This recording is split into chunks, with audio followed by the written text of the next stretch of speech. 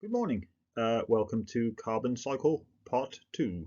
So, in the first part of the carbon cycle, we looked at the fact that the air contains a lot of carbon dioxide, which is removed by plants through photosynthesis, and then it can be returned through mainly respiration, is what we focused on.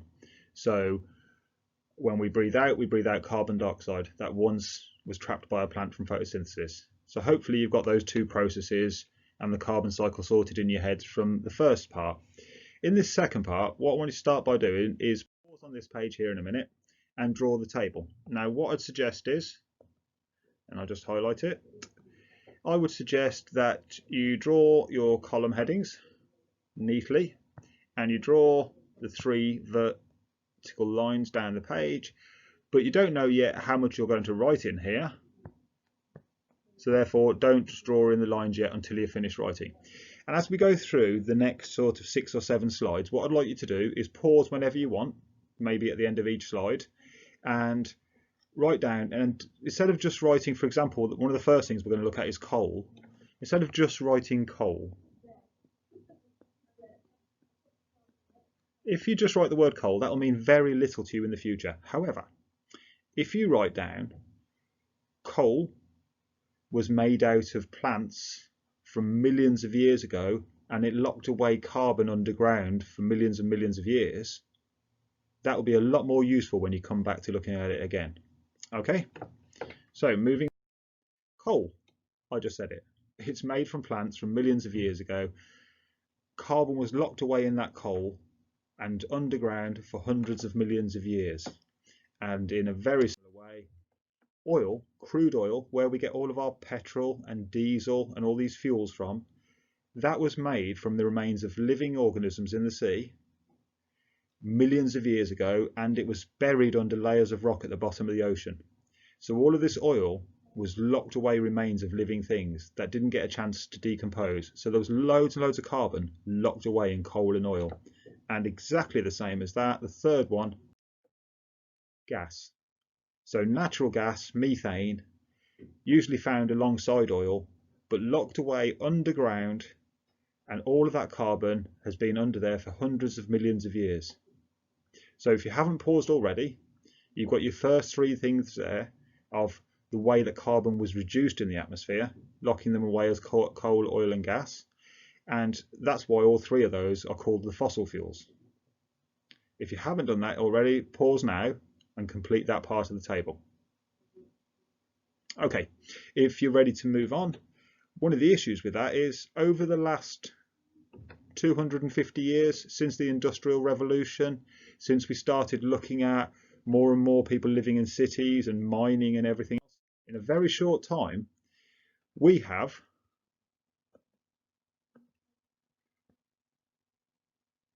it's not a very good highlighter, I suppose it's drawing on black.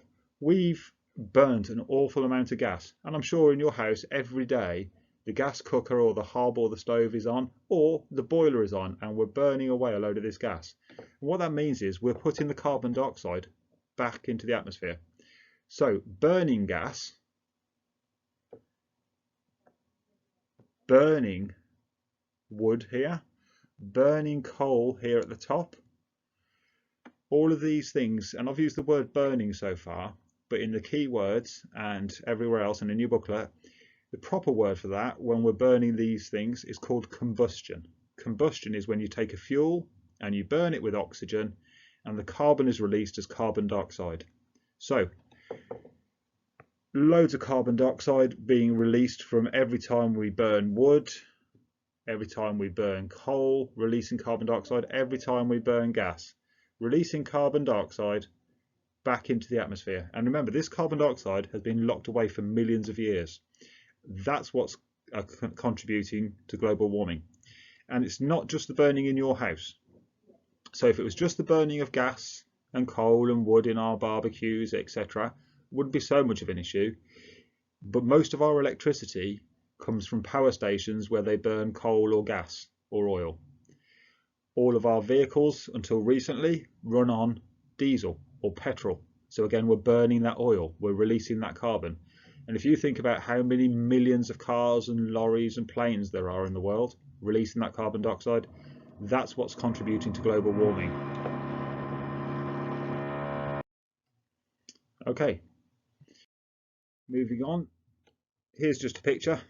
Couple of chimneys at a power station, and as you can obviously see, loads of smoke. Try and get a different colour pen. That'll do.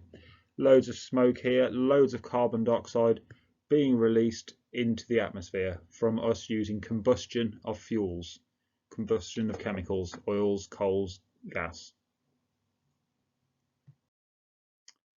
Okay, if you pause for a second, if you need to catch up, and if not, obviously the estimates are that about a quarter of the carbon dioxide in the air is taken in by plants. So about a quarter of what we produce is taken in and helps the plants to grow. So that's a brilliant thing, and obviously the more forests, the more woodland, the more jungle, etc. we have, the more trees, etc. we plant, the more carbon dioxide will take in. It'll help to work against the burning of coal and oil. So it's really essential that we keep as much plant material and forest material as possible. However, at exactly the same time, what are we doing? We are an expanding population of humans. We need more farmland. We are deforesting. So deforestation might be a word you want to put down. By deforestation, we're taking away the trees, the very ones that actually take away the carbon dioxide. And not only are we taking them away, quite often what they do with the wood is they burn it all. So instead of having those trees there every day taking in carbon dioxide, we clear the trees away so that we've got more land for farms, for buildings, for roads, all of our uses. And we'll do more about this later in the topic, man's effect on the environment. But for now, with the carbon cycle, we are going to have less plants. We're reducing the number of plants on the planet, so it's one of the actions that we do that is increasing the amount of carbon dioxide in the environment. And the oceans. The oceans actually absorb about a quarter of the carbon dioxide we release. So the oceans altogether is 1/4. The plant material on the planet is another quarter. So that's where most of the carbon dioxide that we produce by combustion and burning fuels and with all our use of cars and stuff, about a quarter is absorbed by the oceans, about a quarter is taken in by plants. The only thing here is it's natural for carbon dioxide to go into the ocean. It's natural for it to react with other chemicals in there and with water and to produce carbonates which fall to the bottom and produce rocks. But at the moment, because we're increasing the amount of carbon, we're actually making the oceans a little bit more acid. They're becoming a bit more acidic, and there's obviously problems with that. But again, we'll come to that later. And then lastly on this, forest fires. Now, forest fires are natural. They've always happened. Some of them are naturally started, some are man-made. But actually, if you think back to the news back in January and December, we had forest fires raging across massive areas of Australia, destroying habitats, destroying, an estimate at the moment going around is about 1 billion living organisms destroyed, killed off by the massive amount of land lost. All of that wood and all of that land burning produced an awful lot of carbon dioxide. So actually things like forest fires with drier climates and global warming and climate change, another effect of man on the environment. But burning anything, that combustion increases carbon dioxide. Okay, so back to this original diagram from your booklets, or depending upon how you're working, from your book, and some of you copied this out, or sorry, some of you have cut this out, printed it and stuck it in your books. So respiration we dealt with in carbon cycle part 1. Respiration, all the living things using carbon compounds and releasing carbon dioxide to the environment. And then the other thing is combustion. So cars, factories, power stations, and just burning fuels at home. Combustion, putting carbon back into the environment. So the carbon in the air is increasing because of these two things. Number one, respiration. Number two, combustion of fuels, etc. So, a couple of summary questions. Just in your own words, and it doesn't matter whether you use question numbers 9, 10, 11, they correspond with what's in the booklet, but actually, what's combustion? What two processes, or what processes add carbon dioxide to the atmosphere? Just gone through that. And what's the process that removes carbon dioxide from the atmosphere? What's the one by plants? And pause, answer those. And you're back in the room. Have a quick check. Did you get the answers correct?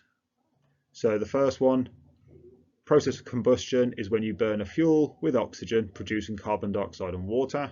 The two processes were respiration and combustion, and the process that removes carbon dioxide, photosynthesis. This is mainly what we focused on in this lesson. What aspects of the carbon cycle have been changed by human activity? So in your trying to answer this, try and think about it. So for millions of years, where did all the lots of the carbon end up? And what are we doing now to increase that? And what are we doing with a lot of the plants at the moment that should be taking in carbon dioxide?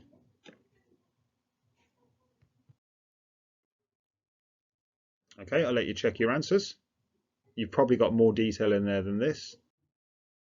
And then your last task, choose one of the options. If you want to choose two, if you want to choose three, absolutely fine. So choose one of the options. Can you then write your answer to that? Option 3 has some keywords at the bottom, so you might choose the one that makes most sense to you. I would suggest, and what I'd like the one to think about is, option 1 is a really good task to try and think about how could that be possible.